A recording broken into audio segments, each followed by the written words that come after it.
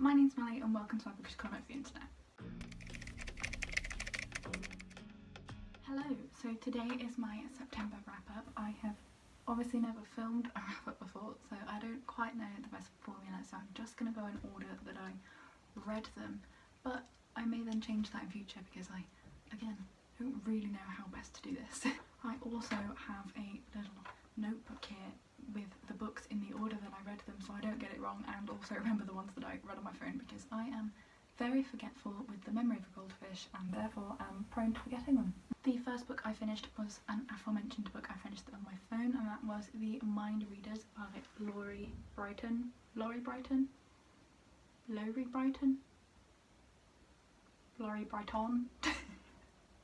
However you pronounce her name. This was a reread for me because I have all four on my Kindle account, so on my phone, and I just like to have a book open on my phone at any given time so that if I have just a couple of minutes I can just quickly read it on my phone. I randomly decided that I wanted to finish the series one day, and I read the first one a few years ago and I just didn't really remember it, so I thought I'd best reread it before I gave the others a go. So I reread it. It's fine, it's as fine as it always was, and I gave it 3 stars. It's kind of a meh, but if it's on my phone I just kind of get through them quickly just as something to read. The second book I finished was My Lady Jane. This is by 3 authors, I believe.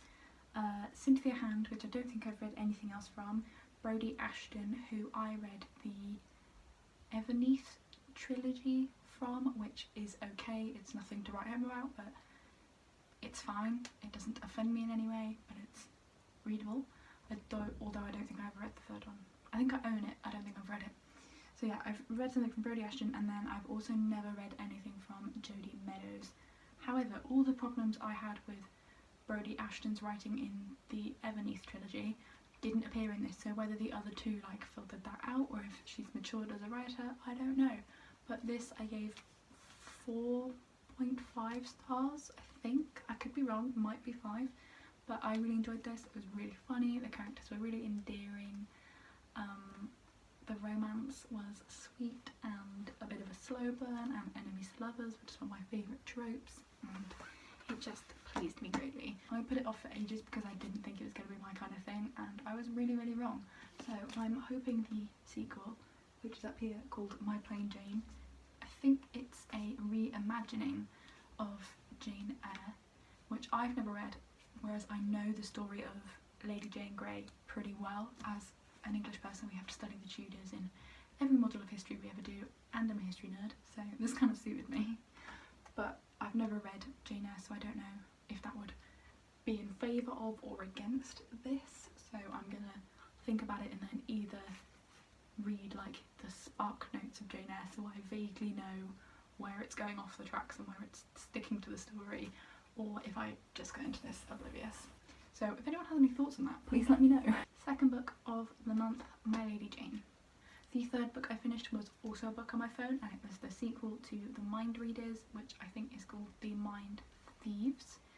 I think I also gave that 3 stars. I imagine I'll give the entire series 3 stars. It's just okay, but it is one of the most put together and well edited indie or self-published series that I've ever read, I think. It doesn't read as fanfiction-y as some self-published books can, if that kind of makes sense. So yeah, 3 stars, it was fine, didn't bother me, nothing to write home about, but didn't offend me in any way. So they're worth reading if you just want to have something to read quickly that you don't really have to think about, and you can just pick it up and put it down whenever you like, but I wouldn't say that you have to read them in order to live. They're just fine. The fourth book I finished was How Much Am I a Love Story by Katie Cannon. This was my first book of the contemporary-a-thon, so if you want to see that entire process of reading it, I'd recommend going to watch that video. But I think I gave this 4.75 stars again. I don't give that rating very often, but I gave it twice this month, and it makes me feel a bit of a wanker because I'm just like, just gave it 4 or 5, but they're almost 5 stars for me, but they're not quite a 4 star, if that makes sense. That probably means my rating system is off, but who cares. So this is How to Write a Love Story by Katie Cannon. My only issue, as I mentioned in 2 videos now I think, is the pacing of it. The end is just very sudden, like it spends all this time like building up to these 2 people getting together and then they're just it's almost like there's no payoff, if that kind of makes sense. So that was my only problem with this book really. The 5th book I finished this month was The Princess and the Fangirl by Ashley Poston. This is a sequel slash spin-off to Geekerella. Geekerella is a Cinderella retelling in a fandom slash con kind of format, and this is the same. You see the characters that we met in Geekerella, which I love. I always love that in books. It's like you sort of see them and you're like, oh yeah, I love you, like come across the room. It's kind of like when you see your best mate in a shop and you didn't expect to, so you just kind of go, and then they leave and you're like, oh, I don't really know what just happened. You know what I mean? You probably don't, but this was really good. I really enjoyed this. I gave this 5 stars. There was some female film love romance, which I enjoyed greatly. There was a shitload of queer representation and some trans representation, I think. Don't hold me to that. I've already forgotten. I'm so sure there was. I don't know, but one of the main characters is gay, or, well, she's not necessarily gay, but she is queer and she ends up with a girl, and the other one has 2 mums and her brother is also gay. So there's a lot of gay in here and I loved it. It was adorable. I also loved the straight couple, don't worry. All of the romances were good, okay? All of them were good. It was adorable, it was fluffy. It tackled some really important issues, but in a very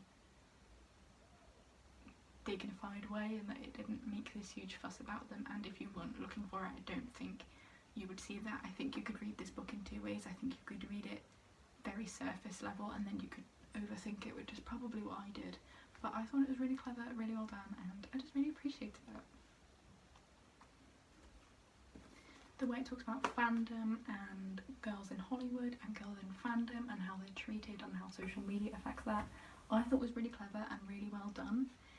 I think when I finished this, I called this a love letter to geek culture, and if this is a love letter looking at all of the positives of fandom, I think this kind of looks at that as well, but also looks at how negatively fandom can impact things and the toxic nature of nostalgia, which isn't something I think I've thought about before, so I don't know, I just thought it was clever and I really enjoyed it. I also found out that there's going to be a 3rd one based in the same universe with all the same characters, and apparently based on a character we met in that one, based around Beauty and the Beast, so I'm very excited about that. I'm now Ashley Poston trash. I will probably read anything Yellow writes. I already love Heart of Iron, desperately want to get my hands on Souls of Stars or whatever the sequel's called. It's currently escaping my brain, and excitement. The 6th book I finished was a reread, and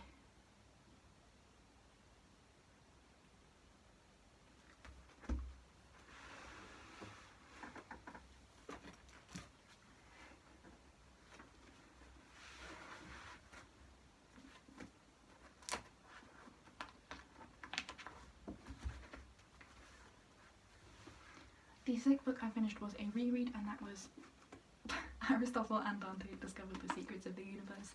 Again, this was another book I read during the contemporary-a-thon, as was The Princess and the Fangirl and How to Write a Love Story. So if you're desperate to see my in-depth thoughts and reading process on those, I would go and watch that video.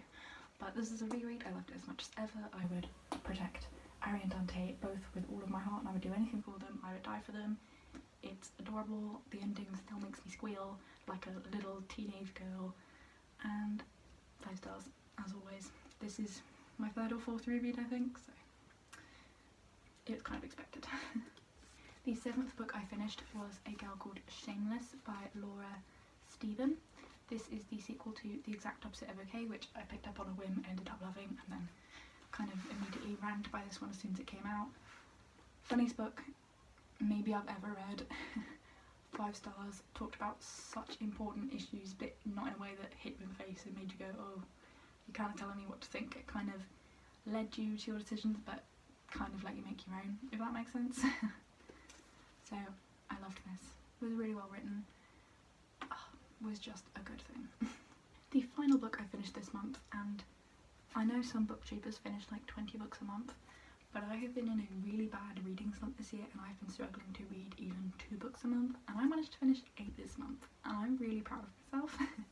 So with that, the 8th book I managed to finish was The View from the Cheap Seat by Neil Gaiman. This is a collection of like essays and the speeches he's made, and I think I gave it 3 or 4 stars, I can't quite remember.